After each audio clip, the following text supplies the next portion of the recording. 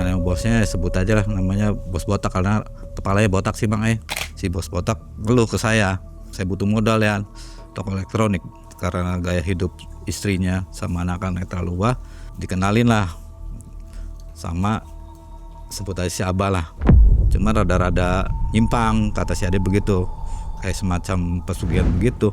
Nah ya, akhirnya bos botak ngeluarin ATM tuh, ATM yang ada saldo 75.000-nya tuh Bang. Nanti tetesin namanya minyak itu tuh Bang. Masukin lah, masuk dicek 75 juta bos. Kamu jangan serakah, apa yang kamu dapat itu bukan milik kamu sendiri. Si Abah cuma bilang barang yang berharga kamu pasti hilang nantinya. Dia ngomong begitu. Itu tuh nyawa yang disayang sekarang siapa? Waktu itu dapat sekitar rada lumayan hampir 400 juta itu dapat tuh. Masih hidup nggak sekarang? Sekarang masih hidup. Kapan terakhir ketemu Mas Ian?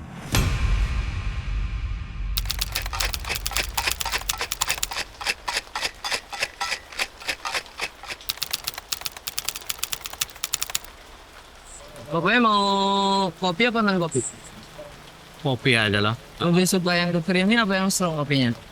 yang biasa aja, jangan terlalu strong. Berarti ke creamy sama manis. Berarti ke creamy sama manis. Boleh. Paling ke butterscotch. Ada. Ini best seller juga di sini. Gede. Apa bikinin satu ya? Di sebuah kafe, Mas Ian duduk menunggu dengan nyaman. Segelas kopi penuh kenikmatan ada dalam genggaman. Dengan menembus dingin malam, tim malam mencekam menyusuri jalan.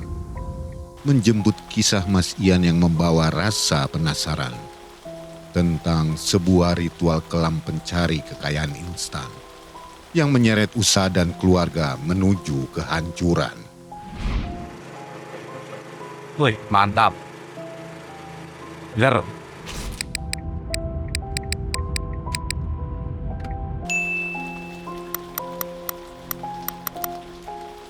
Pertemuan dengan bos elektronik menjadi awal perjalanan.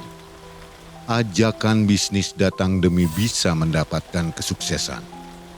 Pinjaman bank ditempuh agar usaha semakin berkembang, yang justru jadi bumerang dengan meninggalkan banyak utang. Mas Ian, beli kopi apa nih di Sunda Nescafe? Oh tadi beli butterscotch kopi. Butterscotch ya? Iya butterscotch. Iya. Emang itu enak banget sih, aku juga suka beli karena Iya. creamy. Iya benar, terus juga pas rasanya. Udah siap buat cerita bareng Mang Ei di studio? Udah siap. Oke. Teror dari penagih hutang membuat nalar menjadi hilang. Hingga jalur instan pesugihan dipilih sebagai harapan. Dengan iming-iming uang datang tanpa ada hambatan. Ritual ATM goib dijalankan agar harta kembali didapatkan. Namun keserakahan justru membuka jalan kehancuran. Karena ritual pesugihan yang meminta persembahan. Harapan yang akhirnya berubah menjadi kehancuran telah menjadi mimpi buruk bagi kerabat Mas Ian.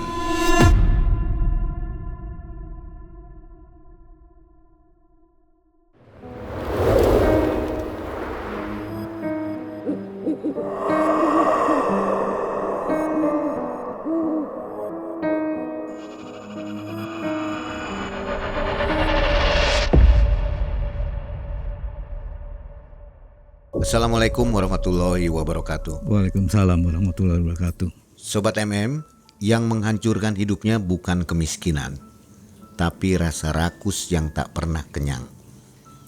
Itu kira-kira kalimat yang cocok untuk tayangan hari ini, Sobat. Ada Mas Ian di depan kita yang sudah siap membagikan kisahnya di tahun 2012 ya Iya, pengalaman. 2012. Apa kabar Mas Ian? Alhamdulillah baik. Mang Ei gimana Mang Ei? Sehat, alhamdulillah. Terima kasih. Dan sobat-sobat yang ada di luar negeri, mudah-mudahan sehat semua ya. Amin. Kapan pulang ke Indonesia? Mudah-mudahan semua sobat rezekinya melimpah dan usaha-usahanya lancar semua ya. Sobat, hari ini Mas Ian punya kisah, kalau diberi judul kira-kira saksi pesugihan saldo goib. Ini lucu nih, lucu tapi serem nih. ATM goib ya. Ya begitulah ATM goib semacam begitu. Mas Ian nganterin bosnya ini. Nganterin. Kenapa bosnya banyak utang atau gimana? Ya dulu dia kan join sama teman usahanya dia, ternyata salah satunya banyak utang, bidang usahanya, terus sama gaya hidup istri sama anaknya. Iya. Nah, kisah ini baru pertama kali tayang di Malam Mencekam. Kayaknya baru juga nih di Indonesia. Pesugihan ATM goib. Ini jangan di skip videonya, tonton sampai habis ya. Mas Ian, apa kegiatan sekarang nih? Sekarang freelance, masih di perbankan juga freelance tapi Masih ya? Usaha-usaha online juga? ya masih. Oke, luar biasa. Mudah-mudahan tambah ramai ya. Alhamdulillah. Sobat, saatnya kita bilang Malam Mencekam. Semakin malam semakin mencekam. Ini dia Mas Ian.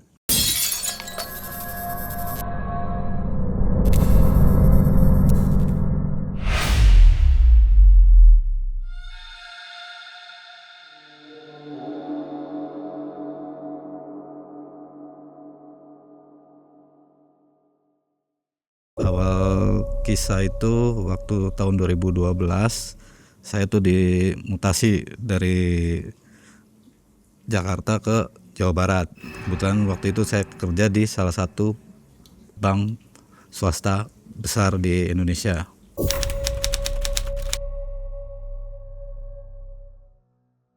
Dan otomatis kan kalau pindah mutasi kan cari kontrakan Mang E.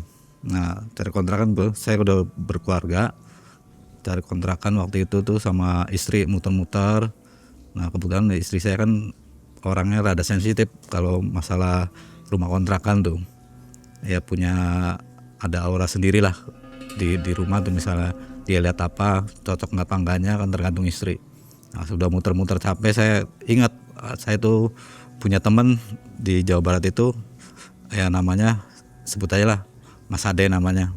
Itu teman dari kecil. Saya telepon Mas Ade. Akhirnya nyambung, saya bilang, "Dek, kamu ada di mana?" Tak telepon kan gitu ya. Ada di jalannya. Ya udah ketemu, bisa nggak? Ada apa nih? Saya ada di sini, dimutasi di Jawa Barat. Ya udah ketemu aja. Akhirnya dia Sherlock kan, Sherlock. Akhirnya kita ketemu pas habis duhur itu ketemu tuh. Ya saya pas ketemu ngobrol-ngobrol, dia nanya saya kerja di mana, saya jawab ya saya kerja di bank deh, masih tetap di bank. Terus saya tanya, kamu di mana sekarang deh? Ya di toko elektronik ya, kebetulan ada kerjaan di situ. Ya udah, nah, akhirnya ngobrol, tujuan kamu sini ketemu saya ngapain? Yan, ya cari kontrakan. Ya akhirnya dibawalah ke tempat kerjanya dia, ngobrol di tempat kerjanya. Setelah ngobrol, saya, istri sama adek, terus akhirnya dikenalin sama bosnya. Kenalin sama bosnya, sebut aja lah namanya Bos Botak karena kepalanya botak sih Bang. Bos Botak ya. Kepalanya botak halus. Nah, ditanya ke adek, "Dek, ini siapa dek?" Ya si adek jawab, "Teman saya bos." Akhirnya saya kenalan, "Saya Ian bos." Asli mana? Dia bilang Jakarta.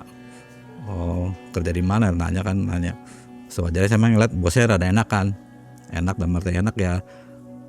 Apa ya? Orangnya ya masih rada muda, sekitar umur 40-an lah, 40-an. Nah, ngobrol ya gua ngobrolnya juga. Ya udah, kalau mau tinggal di sini ya mangga, teman ya bareng-bareng jaga aja. Kebetulan kan rukonya bagus Bang ya, tempat tinggalnya tuh. Di bawahnya buat toko, di atasnya ada kamar lah. Nah, di situ, nah setelah ngobrol-ngobrol diizinin ya akhirnya saya udah siap-siap sama istri ya, esokannya ya pindah di situ. Selama di situ ya saya lihat situasinya ya emang enakan, karyawannya juga. Nah di situ yang tinggalnya saya sama keluarga ya, terus ada salah satu karyawan juga namanya sebut aja si Luluk lah. Dia orang dari Jawa Tengah, tinggal di situ. Jadi yang tinggal situ saya sama keluarga sama Luluk situ tuh. Nah setelah itu ngobrol-ngobrol, berjalannya waktu, akhirnya dalam jangka waktu 2 bulan saya tinggal di situ, si Bos Botak ngeluh ke saya, "Yan, ini saya ada pengen ngobrol sama kamu ya." Akhirnya kan ngobrol. Nah setelah ngobrol dia curhat curhat ke saya, "Ada apa bos?" Nah pas gitu dia bilang, "Saya butuh modal ya." Nah kemarin emang modalnya kepada kemana? Saya bilang kan begitu Mang ke bos botaknya tuh. Ya udah sekarang bagian keuangannya siapa? Nah kebetulan bagian keuangannya si Ade itu. Akhirnya dipanggil Ade datang ke ruangan itu. Nah pas itu saya nanya ke Ade, bener bos kamu butuh modal. Ya udah kalau butuh modal mah sesuai dengan keahlian saya, maksudnya kerjaan saya ya sok mangga saya ajukan. Cuman syaratnya ya harus benar-benar kan nambah back saya, misalnya macet ya tanggung jawab saya juga nantinya. Nah berjalannya waktu itu udah proses segalanya selesai, cairlah itu pinjaman pertama bos botak itu sekitar waktu itu kalau nggak salah sekitar 100 juta. Nah, udah cair, nah, modalnya ya saya lihat emang barang-barangnya langsung belanja lagi tuh, belanja rame lagi. Nah begitu rame lagi ya ada aja kendalanya, ya anak istri aja selalu minta duit terus. Begitu dapat duit ya beli yang macam-macam kayak motor, ada yang pakai motor baru ya pakai motor baru, beli baru. Dulu zamannya Vega 2012. Nah, akhirnya dia kayak gitu ya dibeliin. Memang bos botak orangnya royal Mang Ya saya kalau minta-minta pasti dikasih juga sih. Minta ini kasih, minta ini dikasih, anak karyawan juga minta ini langsung dikasih.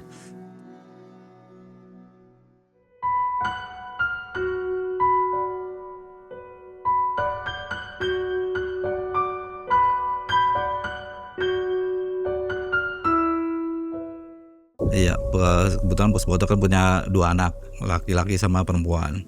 Nah itu emang gaya hidupnya minta ampun itu tuh. Nah setelah itu ya pinjaman udah dapat, ya modal juga udah dapat ya, usaha juga rame ya karena gaya hidup istrinya sama anak-anak terlalu wah. Hedon ya. Hedon. Ya akhirnya ya ngeluhnya ke karyawan ya, ke bagian keuangan ya, si Ade itu ngeluhnya.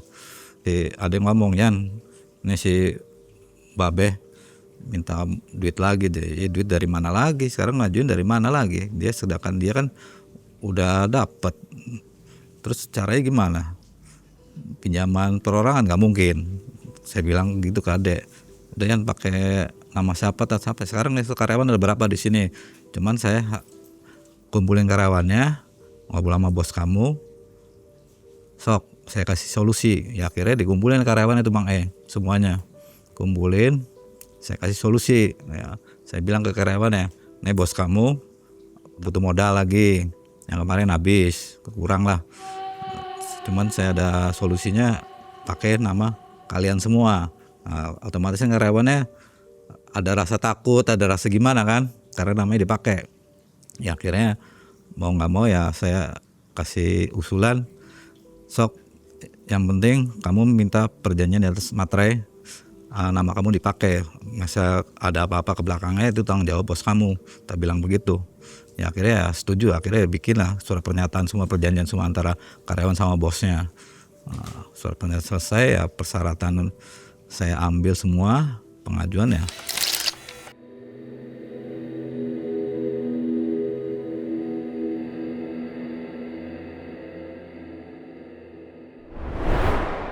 Selang berapa waktu, 1 minggu 2 minggu lah, cair itu karyawan semua tuh, total hampir 150 ya.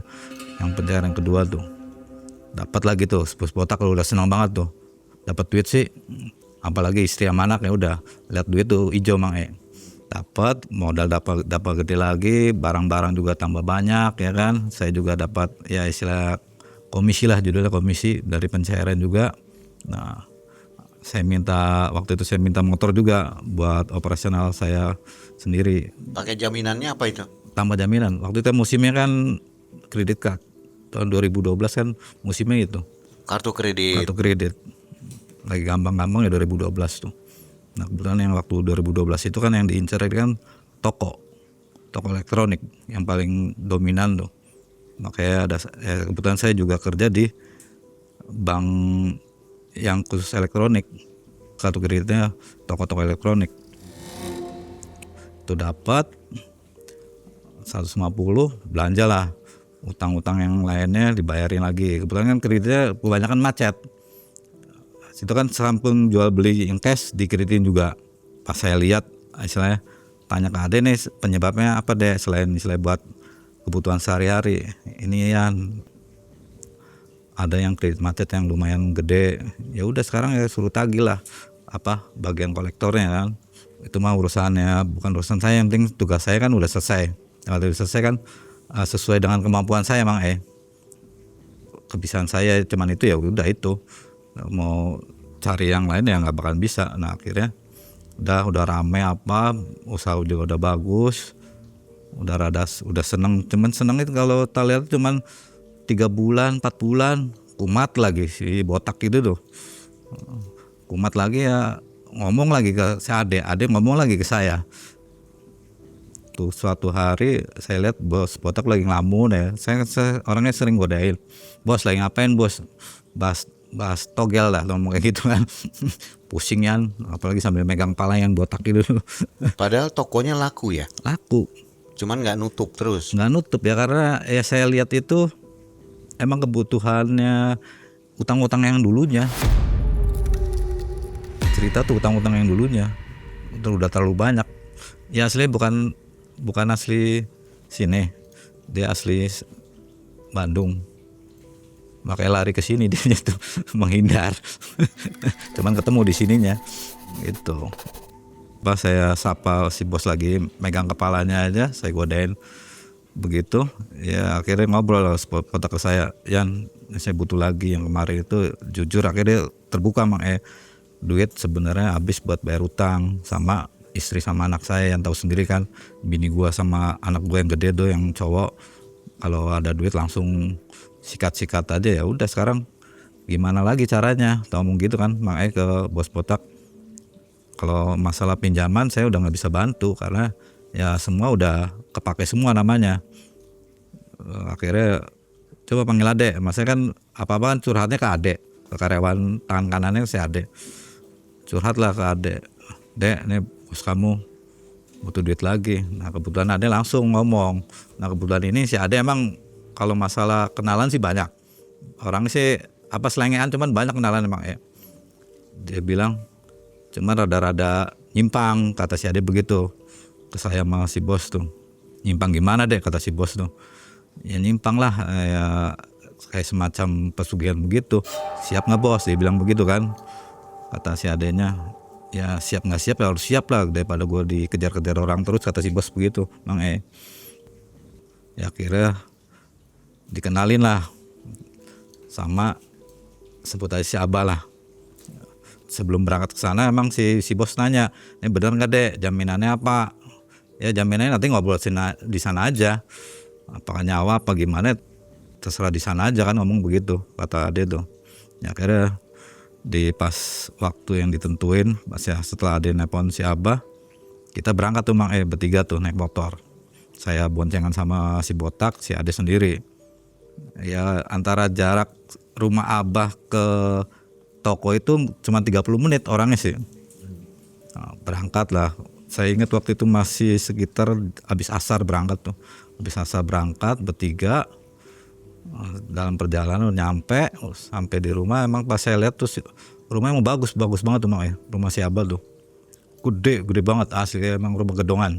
Ya saya lihat emang di parkiran itu ada 2 mobil ya, ada mobil kayak semacam Land Cruiser gitu.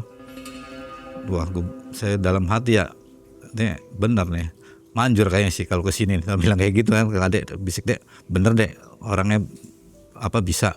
Ya lu ngobrol aja sendiri ya nanti sama si botak tuh, ngobrol sendiri aja lah. Ya akhirnya ketemu lah masih Abah.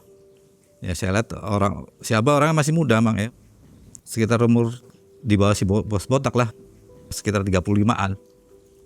Gede, tinggi orangnya, gondrong rambutnya. Ya ngobrol, orangnya selengean. Ya pas ketemu ya masih pakai lekton, tanah lepis, sobek-sobek. Ya saya nggak percaya. Yang namanya orang bisa biasanya kan gimana gitu kan ya. Ya rada kayak kejawaan begitu kan ya. Tua gini, ini mah muda, gagah. Ya masuk ke ruangan, emang ruangan gede banget itu. Gede, cuman gedenya apa ya, barangnya nggak ada, blong. Di dalam itu blong, ada cuman kursi tamu aja, sofa gede, letter L. Masuk situ kita ngobrol berempat. ditanyalah si adek dulu sama si abah, dek tujuan kamu sini apa ya? Si adek jawab ya tadi yang pas diobrolin via telepon, bah, ini ada bos saya minta dibantu, bilang begitu kata si adeknya. Ya akhirnya ditanya si bos botak sama si abah, tujuannya apa pak kesini? Ya tujuannya sih minta dibantu modal lah. Akhirnya kan si abah kan nyeletuk, ya kalau minjem modal jangan ke saya, dibilang begitu kan sambil bercanda. Ya ke bank lah, udah dia udah bantu, dia bilang begitu. Ya terus duitnya pada kemana? Habis, dia bilang begitu. Nah akhirnya ya udah, saya ada solusi, cuman ya terserah mau diterima apa enggak ya, situ yang lakonin pak, dia kata abah begitu ke bos botak. Terus si botak nanya apa syaratnya kan begitu, terus caranya gimana, ya akhirnya diceritain. Si abah ceritalah ke si bos botak caranya, terus ritualnya gimana. Ya udah ditanya, kamu punya rekening di bank ada berapa? Terus nanya ke adek, dek saldo saya di bank A ada berapa dek sisanya? Waktu itu saya ingat 75.000 bos. Ya udah, sekarang ini jangan banyak-banyak ya, saya kasih 75 juta, cuman kamu harus cari syaratnya duit receh semua sebanyak 75.000, nggak boleh ada kertas apa, pokoknya logam semua. Nah, terus apa lagi, ada salah satu suruh beli minyak atau minyak apa itu namanya lah. Ya, akhirnya nanya kan, beli minyaknya di mana bah? Ya udah kasih uangnya aja ke saya, kata si abah begitu ke bos botak tuh. Ditanya berapa waktu itu, total 3.500.000. Gimana, sanggup nggak pak? Abah bilang kan gitu ke bos botak ya. Ya si bos botak cuma ngangguk aja, dan mati ngangguk dia pusing. Duit ada nggak 3,5 juta, sedangkan dia aja ada sih ada, cuman duit dipegang sama istrinya. Kalau urusan itu dia nggak bakal ngomong ke istrinya, soalnya emang akhirnya ya selesai. Kalau ya sanggup, mangga nanti malam Jumat kesini bawa semuanya persyaratannya. Kita selesai gitu pulang lah kita bertiga tuh ke toko. Pulang ke toko ngobrol, gimana bos? Kita kan udah dikasih jalan sama adek harus begitu. Kira-kira sanggup mbak? Ya sanggup nggak sanggup harus diusahain. Si bos botak ngomong begitu kan. Nah pas diusahain ya akhirnya paginya panggil lah si salah satu karyawan lagi, si Luluk sama Benny. Nah, suruh nyari yang duit receh itu, duit receh sekalian sama tambahan buat mahar beli minyak. Nah, setelah itu akhirnya kan cari-cari nggak dapet, ya akhirnya ya tetap lari ke saya emang si bos botak tuh nanya ke saya, ya lo ada simpenan nggak? Ya kalau simpenan sih tanya istri dulu, masa duit kan dipegang sama istri. Ya akhirnya saya ngobrol sama istri, saya bilang mah ini si botak butuh duit buat apa? Tahu lah, saya nggak berani cerita, belum berani cerita, tahu buat tambahan apa itu. Ada nggak sekitar 1,5 juta? Masa si botak butuhnya cuma segitu aja? Ada, ya udah kasih. Akhirnya istri ngasih ke saya kasih lah duit ke si bos botak. Nah udah semua komplit persyaratan apa, pas malam Jumat berangkat tuh. Berangkat saya berlima, saya Luluk, Benny, Adek sama bos botak. Berangkat dari sebelum maghrib udah nyampe sana. Dipanggil dulu sama si Adek. Kebetulan kan itu rumah gede. Biasa Adek tahu tempatnya, suka duduknya di mana. Ada yang masuk ke dalam, saya mah sama yang lainnya di luar di teras. Ada yang masuk ke dalam, keluar sama si Abah, ya nanya gimana udah siap apa syarat yang saya minta, kata si Abah begitu ke kita orang tuh. Ada tuh bah sama si Adek, syaratnya udah disiapin. Nah, udah dikasih tahu nih uangnya, terus nih duit koinnya, nih kembangnya. Saya kan penasaran makanya, masa sih, gue bilang pengen bukti dulu makanya ya. Masa seumur umur baru pertama saya ngeliat yang model begitu tuh. Saya bilang ke Dek, aku mau beli rokok Dek, sok punya bisa ada duit nggak? Si abahnya tak bilang begitu kan. Ya, si ada yang ngomong ke si abah, bah Ian mau butuh beli rokok tuh. Ya pas gitu, sana ambil daun, kata si abahnya. Ya akhirnya saya ngambil daun yang mana bah? Itu yang mana aja, yang di depan tuh ada tuh. Sana kamu juga Luk, kata si abahnya gitu. Saya berdua sama Luk ngambil daun, asal daunnya itu Mang ambil daun, kasih, asal diginiin Mang pluk. 5.000 bisaan bah. Ya akhirnya si Luluk juga sama digituin. Iya benar, berarti ini orang benar, sakti lah, kayak gitu kan. Ya akhirnya duit simpan aja, simpan yang duitnya satunya Luluk buat beli rokok sama es. Nah, setelah itu si abah nyuruh ngambil koran bekas. Nah, habis ngambil koran bekas ya, tuh si abah kan nyuruh dek itu dek ada koran, ambil dek, ini duit ya, masukin ke koran itu duit dimasukin tuh mah itu dimasukin ya, sama ade sama si botak tuh dimasukin duit tuh ya, di kita orang di depan kita semua tuh duit dimasukin di kertas koran itu, digulung. Nah setelah digulung terus digulung rapat aja tuh duit tuh, cuman panjang segini nih. Terus buka yang buka si bos botak, buka Pak. Nah pas dibuka itu asli ya, baru kali itu saya lihat yang tadinya koran nggak ada apa-apanya ya, nah itu ya ada minyaknya, yang minyak yang buat itu saya kan sampai iya bener ya cuman senyum aja si abahnya ke saya tuh. Ya akhirnya setelah minyak itu dibuka bungkusnya, dilihat emang bagus sih ya, baru kali itu saya lihat minyak buat ritual tuh ya, ukiran juga bagus ya, itu ada tutup kayak emasnya gitu tutupnya.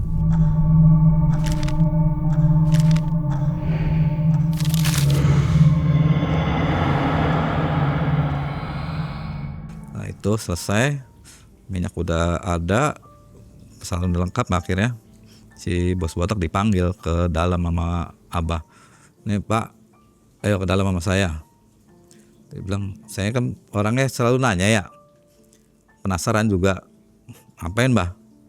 Ya udah kalau kamu mau ikut ya pada ikut aja nggak apa-apa di dalam, cuman kalau pas itu keluar aja ya. Nah masuklah saya Luluk, Ade sama bos botak masuk ke dalam ke ruangan tuh, sama si abah juga masuk. Nah, di dalam tempat ruangan yang biasa abah praktek aktual itu tuh si abah nanya, mana Pak ATM kamu? Nah akhirnya bos botak ngeluarin ATM tuh, ATM yang ada saldo 75.000-nya tuh Mang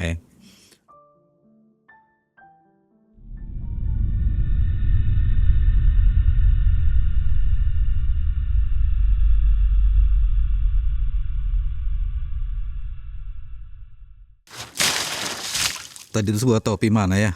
Oh ini dia. Wah topinya bagus juga nih. Coba dulu.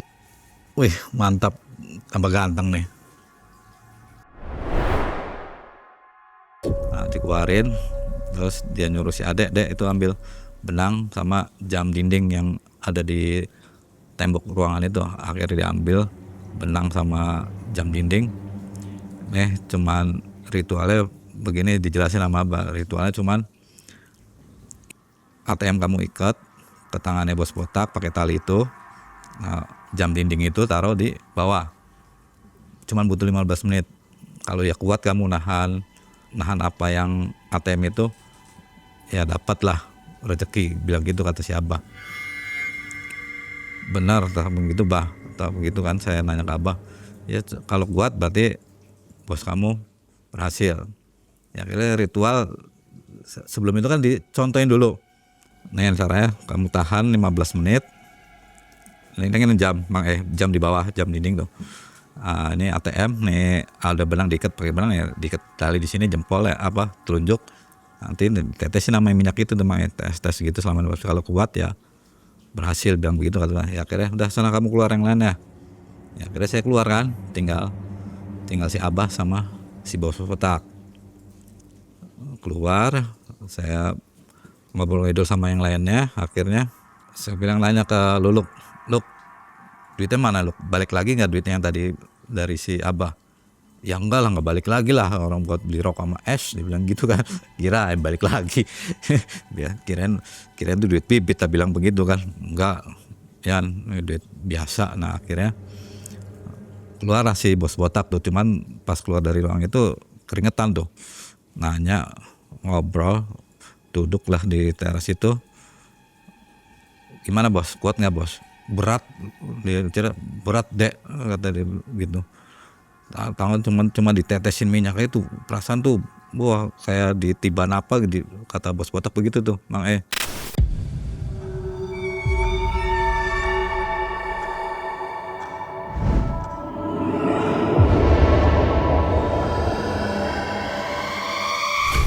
Cuman kuat bos, ya alhamdulillah kuat, kata si botaknya tuh. Nah terus Abah keluar, terus si Abah bilang ke kita orang, yaudah besok kamu cek jam 9 pagi, cek di ATM kamu, ke ATM sana. Cuman kalau ya ada uangnya, Abah kan udah bilang dari awal, kamu jangan serakah. Apa yang kamu dapat itu bukan milik kamu sendiri. Dan mati bukan milik kamu sendiri, itu ada hak orang lain. Si Abah bilang gitu. Terus kita harus ngapain Mbah, kata si botak nanya ke Abah begitu. Ya supaya nggak ketahuan kamu dapat duit dari apa, ya kamu beliin apalah, hewan apalah, kambing kalau nggak sapi lah gitu. Terus bagi-bagi ke orang apa sembelihannya. Ya akhirnya ya dibelilah waktu itu. Setelah ngecek kita pulang dulu, selesai dari Abah pulang. Besokannya pagi jam 9 saya terus si bos botak sama Ade sama Luluk berempat tuh berangkat lah ke ATM. Terus bos botak masih nanya ke saya, Yan bener nggak? Ya nggak tahu ya, orang yang kenal si Ade bukan saya. Nanya ke Ade ya. Si Ade ditanya lah si botak, Dek bener kan ya gue udah ngeluarin duit 3,5 juta. Jangan sampai nggak benar gitu kan. Ya lihat aja bos, si Ade orangnya selengan, lihat aja, kalau ya dapat ya gue minta bos. Kayak kata Ade begitu ke bos. Dicek lah si ATM dong, yang tadinya 75.000. Saya nanya lu, bos bener saldonya 75.000? Bener, lu kan tahu sendiri kan, lu lihat sendiri waktu itu tuh. Ya udah dimasukin lah, masuk dicek, kaget semua tuh. Yang di dalam kan saya, bos botak sama Ade bertiga tuh di dalam mesin ATM tuh. Iya 75 juta bos. Nolnya salah enggak nih bos, bilang bener ya nolnya banyak kan. Ya akhirnya ambil dulu 10 juta aja, banyak-banyak. Asli itu ya? Asli makanya. Saya juga ya percaya nggak percaya ya, namanya mesin masa dibohongin sih, nggak mungkin kan. Bilang saya, Dek bener kan ya nolnya ada berapa deh? Jangan-jangan nolnya cuman 3 biji. Bener ya, ambil 10 juta. Akhirnya ambil 10 juta dulu. Iya dah bener, keluar duitnya. Ambil 10 juta. Ya, akhirnya beli kambing. Dan berarti beli kambing supaya ngasih ke yang lainnya lah. Selesai makan apa, selesai. Selang waktu diambil lagi sampai habis itu saldo kan. Usaha ada lagi, nongol lagi, barang tambah banyak lagi. Ya waktu itu kan musimnya TV terus sama kulkas kan lagi rame-ramenya itu tuh. Belanjain semua lah. Ya seperti biasa istri sama anaknya senang kalau ada duit tuh Mang ya. Cenghar. Bahasa Sunda mah cenghar. Yang bos botak yang nggak lupa sama karyawannya. Sawer ya, bos botak kasih 100 ribuan semua. Si Ade beda, sama saya juga kasih beda. Berjalannya waktu habis lagi duit tuh. Ya, saya kan pusing ya. Saya Ade sama Luluk juga pusing. Jadi kayak yang punya perusahaan itu kita orang gitu loh. Cuman mikirin modal aja, hasilnya nggak ada gitu Mak ya. Nah pas gitu saya cerita ke Luluk, bos kamu tuh duit perasaan kurang ya, kemarin habis, sekarang habis lagi, terus harus gimana lagi? Ada nyeletuk, ya namanya juga si botak, dari dulu emang kelakuannya begitu ya. Oh ya kamu yang udah tahu kelakuannya begitu kenapa ngenalin ke gua deh, udah bilang begitu kan. Ya mau nggak mau ya, yang penting kan lu juga kan dapat duit juga, dapat jatah juga. Iya sih. Ya, akhirnya perundingan lagi, si bos botak ngeluh lagi tuh Mang bilang, bos apalagi bos ini dikeluhin, habisnya duitnya buat apa? Ya biasa itu anak kalau bayar utang. Ya, terus gimana? Ya mau gimana lagi? Ya sekarang yang punya jalan singkat ya dari si Abah itu ngomong kayak gitu kan. Ya. Terus si botak ngomong, telepon telepon si Abah, telepon lah sama si Adit tuh. Janjian lagi tuh Mang janjian lagi berangkat rada siang waktu itu tuh. Saya bilang, Dek kalau berangkat jangan janjiannya jangan sore-sore lah, malam cuacanya lagi hujan, memang pas lagi itu musim hujan terus. Berangkat lagi ke sana tuh Mang siang tuh. Berangkat ke sana bertiga waktu itu, ke sana saya, Adek sama bos botak bertiga sana berangkat, ngobrol sama si Abah. Ya si Abah juga ya orangnya dibilang kesel ya gimana, nggak kesel ya perlu dibantu kan ya. Akhirnya si Abah cuma untuk apalagi Pak, kan kemarin udah, terus ya syaratnya udah ditin belum, udah ya kayak buat kasih sebagian ke yang butuhin kan ya. Terus apalagi masih kurang Bah, ya terus mau gimana lagi, siap kamunya begituin kan sama si Abahnya tuh. Emang gimana Bah, kata si bos botaknya, ya kamu siap nggak?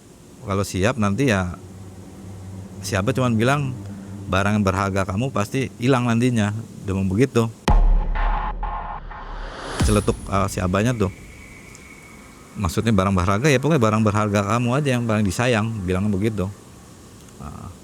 Si bos botak kan tanya-tanya nih, apa barang berharga yang disayang tuh? Anak ya nggak begitu dekat ya kan, yang cowok apalagi, yang cewek yang kecil ya masih itu sama ibunya aja kan. Pikiran tuh bos botak tuh, bukan nyawa aja pikirannya. Nah akhirnya tanya harus gimana Bah, si bos botak tuh ke Abah tuh. Ya udah kamu siapin kalong yang warna hitam apa yang coklat, dia mau begitu pokoknya kalong aja cari. Cari kalong, cuman nanti setelah kalong kamu dapat kamu kesini lagi malam Jumat Kliwon, bilang begitu. Cuman ritualnya gimana Bah? Udah pokoknya kamu cari dulu itu kalong, bawa sini kalong, nanti saya kasih tahu ritualnya gimana. Si Abah bilang begitu ke bos botak. Nah, pulang kita tuh bertiga pulang, balik lagi ke kantor, ngobrol ngalor ngidul ngetan ulon. Begitu ngobrol saya nyeletuk ke Ade sama bos botak tuh, ini kalong apa ya, tak bilang kayak gitu ya, apa ke mereka berdua tuh. Terus istri saya keluar dari kamar tuh, keluar ikut nimbrung ngobrol. Saya nanya ke istri, Mah ini tadi dari si Abah. Baru saya cerita ke istri, ini si bos butuh duit, akhir larinya ke Abah, cuman disuruh beli kalong. Istri kan kaget, dalam arti kaget ya dia langsung nebak, ya kalau si bos kamunya sanggup sih ya tinggal jalanin aja, cuman ya pesan si Abah gimana ya pesan si Abah sih kalau si bos botak sih barang yang disayang kamu pasti hilang nantinya gitu, kalau ya tetap dijalanin ritual itu. Paham nggak, kata istri ke saya tuh, paham nggak ya maksudnya? Itu tuh nyawa yang disayang sekarang siapa, paling yang disayang anak-anaknya siapa? Ya ternyata ya perempuan, sok paling nanti anak perempuan ya, kata istri saya begitu ngomongnya ke saya. Ya saya mau percaya nggak percaya gimana ya. Ya saya akhirnya ngomong ke si Ade sama si bos botak, bos kayak lu kan tahu bini gue kan orangnya rada sensitif, ini kalong larinya ke nyawa.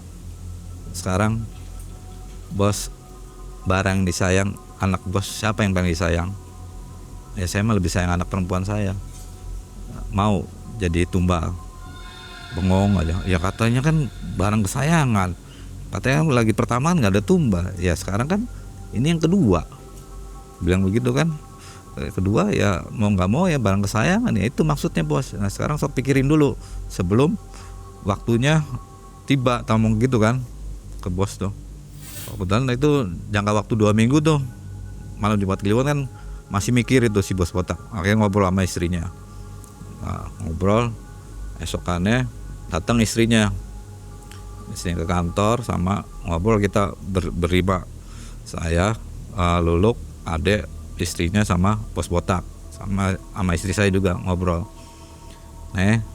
Diceritain sama istri saya, ini ritual ini apa, cara ini larinya nanti ke nyawa. Kalau ya sanggup, emang nggak, silakan jalanin. Karena resikonya bukan di kita orang, ya resikonya ya tanggung sendiri, istilahnya yang ngelakonin kan, Mang Ya, akhirnya ngobrol antara suami istri itu, ya mau nggak mau ya si bos botak ya pusing ya udahlah dek, bos botak ngomong begitu. Ya kita mah udah siap apapun resikonya, bilang begitu kata si bos botak sama istrinya tuh ke kita orang.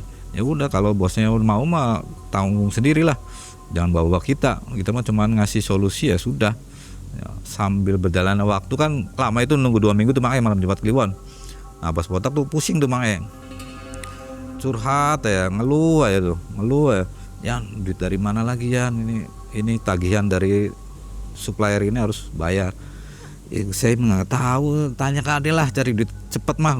Saya mah nggak bisa bantu lagi lah, kecuali apa jalur bener pengajuan kan resmi. Udah nggak bisa bantu lagi bos.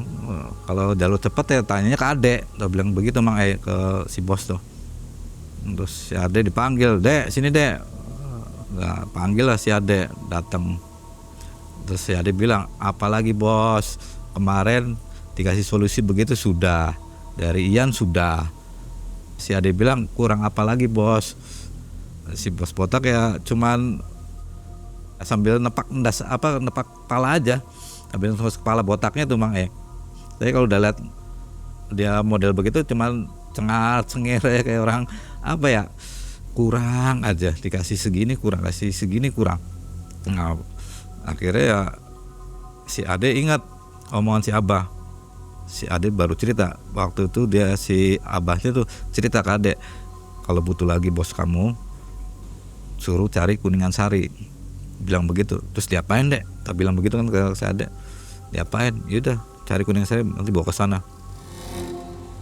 Akhirnya saya ingat Mang tuh, ingat saya punya kerabat waktu itu pernah nunjukin Kuningan Sari yang apa modelnya kayak emas batangan tuh Mang Cuman itu bentuknya rada kecil, misalnya ya kalau emas batangan sih kalau di kilo cuman seperapat lah. Nah, itu ada tulisannya VOC waktu itu tuh. Saya pinjam dulu, saya kasih tahu ke Ade, Dek apa Kuningan Sarinya Dek. Ya udah. Nah, akhirnya si Ade nepon si Abah lagi, Bah saya mau ke situ lagi bawa Kuningan Sari, kata si Ade begitu. Nah seperti biasa ya, pas sebelum waktunya kan hari Kamisnya saya ke sana. Kamis ke sana berempat, Luluk, saya, Ade sama bos botak ke sana bawa Kuningan Sari. Kasih tau lah Kuningan Sari ke Abah. Bah ini Bah Kuningan Sarinya, kata Ade begitu. Terus diapain? Si bos botak nanya begitu sama Abahnya. Yaudah ini tugas kamu Dek, Luk. Kalau Ian mah cuma dengerin aja lah, kata si Abah begitu. Kamu Luk yang nyari daun, jadi ritualnya pakai daun pisang mas. Cari daun pisang mas, nanti kamu bungkus tuh itu Kuningan Sari. Terus masukin dibungkus kain putih. Nah setelah itu dipendemnya jam 12 malam Jumat. Nunggu sampai 3 hari maksimal, 3 hari. Oh cuman gitu aja Bah, kata si Luluk sama Ade. Ya udah cuman gitu ya. Cuman syaratnya kalau ya benar ini rezeki bos kamu Dek, jangan serakah. Ya, emang si Abah biasanya cuma dari awal ketemu bilangnya jangan serakah, bilang cuma kayak gitu aja.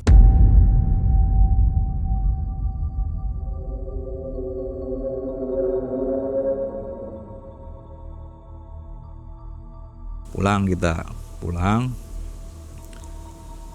pas kebetulan kan pas malam Jumat itu masih jam 7 langsung si Luluk tuh nyari daun pisang. Nah kebetulan di kantor itu kan di tetangga di sebelah rukonya kan ada pohon pisang juga. Yang perasaan itu di sebelah kantor tuh ada pohon pisang.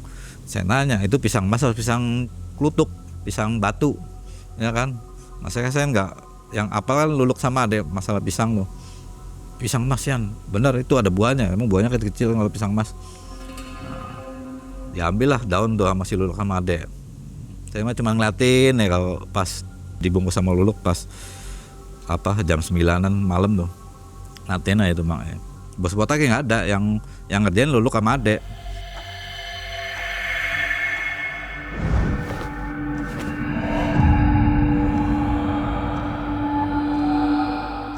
Yang ngerjain ritual tuh. Bungkus selesai, pas lihat jam, wah masih lama ya, masih jam 11 ya udah yang penting mah udah selesai, lubangnya udah digali ya kan, buat mendem kuningan sari itu. Pas jam 12, sebelum jam 12 tuh saya tuh merinding, bulu kuduk tuh berdiri tuh Mang. Saya cerita ke adek sama istri, saya bilang, Dek, bulu kuduk gua berdiri. Iya sama Yan, istri juga bilang. Ya istri mah cuman mesem istri. Iya tuh ada lu kuntilanak, dia bilang itu. Kebetulan kan di sebelah kantor itu kan ada saungan, ada saung-saung dari bambu. Emang di situ sering, di situ tuh ada kuntilanak itu mau lihat kamu pada ngapain, kata istri begitu.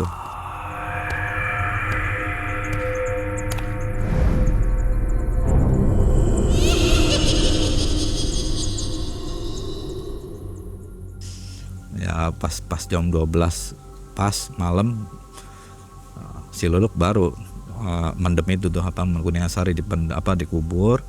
Udah nunggu 2 hari selesai, nunggu 2 hari paginya jam 7 dari 2 hari itu tuh Mang si Luluk buka kuningan sari itu galiannya. Dia bilang, Yan, ini kan udah 2 harian dibuka, ya sana buka lu yang kamu yang ngubur ya kamu yang nggak ambil, kamu gitu kan ke Luluk tuh. Akhirnya diambil. Nah kebetulan waktu itu kan saya masih punya buat ngetes ini tuh Mang, ngetes emasnya tuh. Jadi kayak ada batu sama cairan. Selesai itu berhasil tuh, dites itu berhasil emas. Pas kebetulan bos botak paginya datang. Dia minta jatah 75%. Ya akhirnya setelah dari awal si Abah bilang jangan serakah, ya langsung berubah Mang berubah, bisa tahunya berubah ya, dicoba lagi dulu sama saya sama Luluk tes, iya bener bukan masalah kuningan lagi ya. Si bos botak otomatis kan pusing lagi tuh ya, gimana lagi nih ya nggak tahu ya, bosnya pengennya serakah, pengennya apa yang udah dibilang ini segitu ya segitu, jangan serakah ya. Akhirnya ya pas sambil nunggu malam Jumat Kliwon itu ya si Ade dapat kalong tuh ya, kalong yang dia dapet dari pasar binatang, harga kalau nggak salah waktu itu 150.000 dia beli tuh. Bawa si Ade ke kantor, kita lihat di keranjang besi tuh, bagus, warnanya bagus banget Pak bagus banget, warna kayak emas begitulah coklat emas lah, matanya nyala. Nah, si istri bilang, jadi saya lihat saya istri terus Ade, Luluk sama Beben sama bos juga ngeliat, iya ya bagus banget lah. Si istri bilang tuh lihat tuh ya, matanya kayak orang nangis gitu, kata istri saya begitu. Ya terus mau gimana lagi mah ya, orang udah begitu si bosnya ya. Nah sudah waktunya pas malam Jumat tiba itu langsung berangkat kita ke sana dong. Berangkat saya ya berempat sama Luluk sama si bos sama si Ade, berangkat si Abah. Nah si Abah langsung masuk ke ruangan dulu waktu itu tuh. Nah, kita masih ngobrol di teras. Persyaratan udah sama Ade udah dibawa ke si kalong itu tuh, dibawa taruh. Nah sebelum ritual tuh Mang saya kan lagi enak-enak ngobrol sama ada sama Luluk sama si bos botak ya. Nah ngobrol sama Luluk sama bos botak, saya tuh kan di sofa gede, saya kan begini Mang senderan, kok bau amis ya. Dia bilang, Dek bau amis Dek. Iya Yan, gua bau amis Yan. Nah saya nggak sengaja tuh Mang lihat ke belakang saya tuh, cih bekas apa itu Dek, perasaan ada merah-merah apa itu, cih darah Yan. Ternyata di belakang sofa itu tuh ada semacam baskom, terus koran-koran bekas campur darah. Kan langsung merinding semua tuh, saya, Luluk, Ade langsung merinding. Dia saya tuh pas gitu, si Abah datang, si Ade nanya, Bah itu di belakang apa? Ya biasa, si Abah cuman jawab begitu. Biasa apa Bah? Ya biasa orang bekas itu praktek, dijawab begitu kata Abah. Mana bos kamu Dek? Itu ada di depan lagi ngerokok, lagi dipanggil sini, suruh sini. Panggil lah si bos botak sama Ade. Bos sini panggil siapa? Masuk. Ya, masuk ke dalam si bosnya. Udah siap Pak, kata si Abah begitu. Siap Bah, siap resikonya, kata si Abah begitu ke bos botak. Siap Bah. Nah, udah masuk sana ke dalam. Nah, kebetulan itu kan si bos botak masuk ke dalam tuh, dalam ke ruangan buat ritual. Emang ya tempat ritualnya emang kelihatan Bang dalam arti ruangan itu kelihatan. Masalah kan ruang tamu kan gede. Nah, tempat ritualnya tuh sebelah kanan itu kelihatan dari ruang tamu tuh. Masuk ke dalam bos botak, saya masih di teras sama Ade sama Luluk tuh di ruang tamu. Obrol alur ngidul ngetan ngulon, si Abah masuk juga ke ruangan praktek itu, masuk. Nah terus ya itu juga si Ade disuruh si Abah, Dek bawa itu apa kalongnya, dibawalah kalongnya sama Ade ke ruangan itu, taruh di ruangan itu. Ade balik lagi ke ruang tamu. Nah setelah balik lagi ke ruang tamu, kita ngobrol lagi ngalor ngidul ngetan ngulon ya, ngobrol macem-macem lah. Tangan sih tetap merinding, hawa tuh merinding. Mas saya ya situasinya udah nggak enak lah. Saya juga udah gelisah masalah karena apa, di belakang kan masih ada darah bekas yang orang praktek itu. Saya bilang, Dek ini lama nggak Dek? Ya nggak tahu ya, emang gua pernah jalanin. Ya tungguin aja. Yang ngobrol tuh sejam, hampir 3 jam itu tuh, si bos botak di dalam tuh Mang 3 jam kita berempat udah nunggu lama di sini. Keluarlah si bos botak. Pas saya lihat, cih Dek udah selesai deh itu bos kamu Dek, udah selesai. Pas saya lihat tuh Mang masih kan kelihatan itu dari kita duduk kelihatan, cih kok orangnya perasaan tuh keringetan, terus jalan sempoyongan kayak orang apa ya kayak orang kecapean tapi sempoyongan begitu tuh Mang Pas saya lihat, cih tambah deket si bosnya tuh. Saya bilang nyeletuk ke si bos itu di mulut ada apa bos, merah-merah. Dia kan langsung ngusap dagunya, ih darah ya. Ya udah sana dilap kan, duduk sampai masih ngos-ngosan, sampai pusing, sambil ngerokok. Si bosnya tuh Mang ngilangin pusing atau ngilangin apa lah, dia nggak tahu, ngilangin ketakutan, nggak tahu gimana ya. Nah akhirnya saya nanya, di dalam ngapain bos, ngomong gitu kan. Setelah udah tenang tuh Mang nggak tahu ya, di dalam tuh gelap ya, cuman saya disuruh megangin tuh kalong ya, kata si bos botak begitu ceritanya tuh. Terus apalagi bos? Kalau saya orang penasaran sama yang lainnya tuh. Terus ngapain lagi bos? Nggak tahu itu, si Abah cuman nyembelih motong kalong. Nah terus saya suruh makan. Nah terus apa lagi kalau kayak gitu kan? Saya tanya terus si bos botak tuh Mang nanya terus. Nah pas giliran mau selesai makan tuh ya Nek, tahu-tahu tuh kayak ada apa ya, ada mata nyala tuh Mang lampu kali, tahu gitu kan si botak. Lampu apa, orang ada taringnya, ada bulunya hitam banget, terus kukunya panjang-panjang. Ya itu siarannya genderuwo.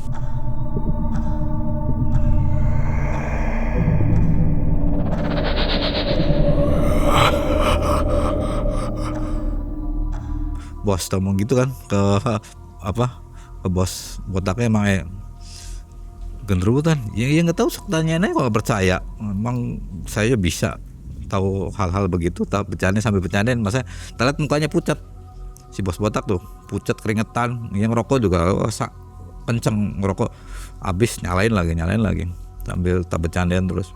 Sok tanya nambah aja kalau percaya apa.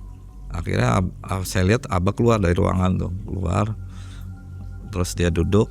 Saya tanya ke abahnya, bah si bos makan apa bah? Tadi mulut sampai kayak merah-merah. Tadi ini makan itu jantungnya ke kalong yang tadi di bawah itu. Oh ya udah tadi kan kamu udah jalanin pak. Sekarang kamu pulang semua. Nanti 2 hari lagi kamu kesini. Nanti apa yang kamu inginkan dapat. Ya kita pulang seperti biasa, pagi aktivitas biasa. 2 hari balik lagi ke sana Mang ke abah lagi, sesuai omongan abah harus balik lagi ke sana 2 hari sih. 2 hari sana ngobrol, ketemu tuh udah ada hasilnya. Cuman si abah bilang ke bos botak ya tetap sama bilangnya Mang kamu jangan serakah. Ini untuk terakhir kali dia bilang begitu, pesannya ke bos botak tuh. Bos botak kan bingung, terakhir kalinya berarti ya sudah dong. Misal dia butuh lagi, bingung mau kemana lagi kan. Ini udah terakhir kalinya pak, minta bantuan ke saya. Kalau kamu masih kurang lagi, jangan ke saya lagi. Si abah bilang begitu ke bos botak Mang udah dapat itu apa yang diinginkan sama bos botak. Waktu itu dapat sekitar rada lumayan Mang hampir 400 juta itu dapat tuh. Itu duit tuh gepokan 10.000 sama 20.000. Saya kan nggak percaya. Masa sih duit bener apa duit cuman atasnya aja nih, bawahnya enggak kan.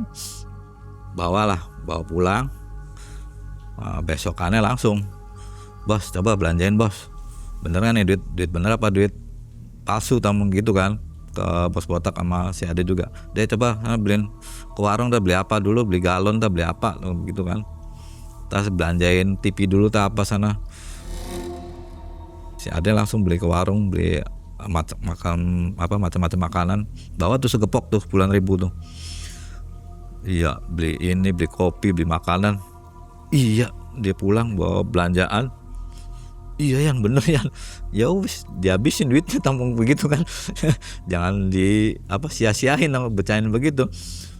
Langsung dibelanjain semua tuh. Ya maju, usaha tambah maju lagi, stok barang tambah banyak Mang stok barang tambah banyak. Ya anak-anaknya juga tambah cenghar, apalagi istrinya, wah cenghar. Perhiasan tuh sampai kayak orang jualan daging lah judulnya lah. Gelang dong. Berjalannya waktu, karena ulahnya ya begitu ya, jadi ya susah dibendung ya. Saya udah lihat gelagatnya nggak enak. Saya dengar selentingan dari yang karyawan lainnya udah mulai nggak sehat tuh kerjanya tuh Mang. Ya akhirnya saya mutusin ya keluar dari kantor itu. Saya cari kontrakan baru. Ya saya bilang ke bos, saya alasannya mau pindah kerjaan, mau di luar Jawa Barat, tak bilang kayak gitu Mak. Saya pindah sama istri, nah terus karyawannya juga pada pindah, adik juga pindah, tangan kanannya pindah, si Luluk juga pindah. Saya ngontrak di tempat yang baru. Nah kebetulan si Ade sama Luluk ikut saya Mang. Karena waktu itu kan dia belum nikah, masih bujangan semua tuh. Yang berkeluarga cuma saya sendiri. Berjalannya waktu, saya dengar kabar itu, saya selalu nanya ke Ade sama Luluk kan, Luk kamu yang udah lama kenal bos botak, gimana kabarnya sekarang? Ngomong kayak gitu kan. Nggak tahu ya, udah lama nggak dengar, cuman pernah waktu itu pas saya waktu main ke rumah bos botak itu, anaknya tuh lagi main sepeda Mang ngomongnya tuh. Nah si anaknya perempuan itu yang kecil umur 5 tahun itu lagi main sepeda jatuh. Akhirnya waktu itu saya bawain ke rumah sakit ya, sama bos botak, bawa ke rumah sakit, sampai rumah sakit nggak ada. saya udah nebak apa ke ade bilang, oh ini dek kayaknya sih yang diomong sama abah waktu itu dek. Iya Yan, kayaknya ini Yan, yang barang berharga tuh ini Yan, dibilang begitu. Ya sampai di rumah sakit pas kejadian itu adik cerita anak yang perempuannya nggak ada, langsung meninggal. Ya si ade langsung pulang waktu itu, dia cerita. Ya setelah udah lama nggak ketemu lagi sama bos botak, dia dengar kabar. Saya juga nanya ke ade lagi, gimana kabar bos kamu dek?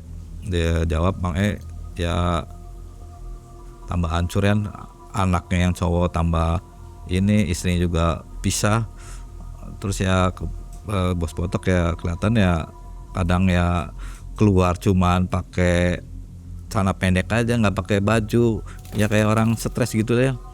Ya udah, memang udah resikonya begitu, apalagi anaknya udah nggak ada. Ya akhirnya begitu, cuman akhirnya bos botak ya nggak karuan hidupnya, ya rada-rada orang bilang miring lah, stres. Setelah pisah sama istrinya, anaknya yang cowoknya tambah begajulan, terus yang anak kesayangannya nggak ada. Jadi usahanya hancur nih. Hancur semua usahanya. Dengan cara apa hancurnya? Hancurnya ya itu karena utang yang dulu-dulu itu dia masih belum ketutup. Yang setelah saya tanya mendetail ke ade itu, emang utangnya terlalu banyak ya waktu dia belum pindah ke sini tuh. Jadi makanya dia pindah ke sini tuh kabur dari utang. Begitu Bang. Mantesan berapa aja kurang gitu. Jadi yang jadi tumbal ini siapa aja? Anaknya, Satu aja? Satu aja anak perempuannya. Terus kayanya itu berapa lama? Kayaknya itu hampir cuma 2 tahun. Hanya 2 tahun ya? Hanya 2 tahun. Masih hidup nggak sekarang? Sekarang masih hidup.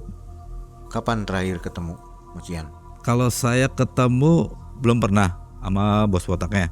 Cuman ketemu sama anaknya 4 tahun yang lalu lah. Ya ketemu di jalan Bang. Emang cuma saya kalau rumah sih masih di situ rumahnya sih. Masih di rumah bekas rumah mertuanya tinggalnya sih. Nah, Ekonominya gimana? Ekonomi balik lagi ke awal lagi. Nggak punya apa-apa. Terus juga anaknya kawin sama ya istilahnya kecelakaan dulu lah. Anak zaman sekarang sih kecelakaan dulu gitu. Jadi masuknya miskin gitu ya? Iya gitu. Kira-kira Mas Ian apa yang mau disampaikan ke penonton Malam Mencekam dari kisah ini? Ya saya cuman pesan ya kalau hal-hal semacam pesugihan itu sebenarnya sih hindarilah. Terus kalau dapat rezeki kita jangan serakah, selalu berbagi. Udah itu aja sih Mang. Apa yang kita punya ya nikmatin aja lah. Ada rasa menyesal juga nganterin dia ke tempat pesugihan? Ya kalau menyesal sih jelas menyesal. Karena menyesalnya apa ya, otomatis kan saya turut serta juga kan. Turut serta dalam arti kata kan menjerumuskan juga ya. Dibilang menjerumuskan ya. Gimana ya, namanya juga cuman nganter kebetulan saya juga tinggal di situ kan. Ya mau nggak mau ya serba nggak enak gitu Mang. Iya. Utang nggak kebayar ya? Utang nggak kebayar. Anak hilang, utang tambah banyak judulnya. Kesulitan seringkali menguji kesabaran manusia. Sebagian ada yang bertahan, dan sebagian lagi ada yang memilih jalan pintas. Mas Ian menyaksikan sendiri bagaimana sebuah usaha dibangun dari nol. Namun ia juga melihat bagaimana keserakahan bisa menghancurkan manusia. Karena tidak semua kemudahan datang tanpa konsekuensi, dan tidak semua keuntungan berakhir dengan kebahagiaan. Halo Sobat Malam Mencekam, ini waktunya buat sobat semua untuk jadi lebih dekat bersama Malam Mencekam. Ayo gabung membership sekarang juga, cuma dengan 10 ribuan. Kalian bisa dapat akses ke ratusan konten eksklusif. Mulai dari pembuktian ilmu goib, perjalanan dan penelusuran tim Malam Mencekam, sampai momen lebih dekat bersama para narasumber. Dan gak cuma itu, member juga bisa nonton video terbaru lebih awal. Plus dapat emoji dan badge eksklusif khusus member. biar identitas kalian makin mencekam. Klik tombol gabung sekarang dan jadilah bagian dari keluarga besar member Malam Mencekam.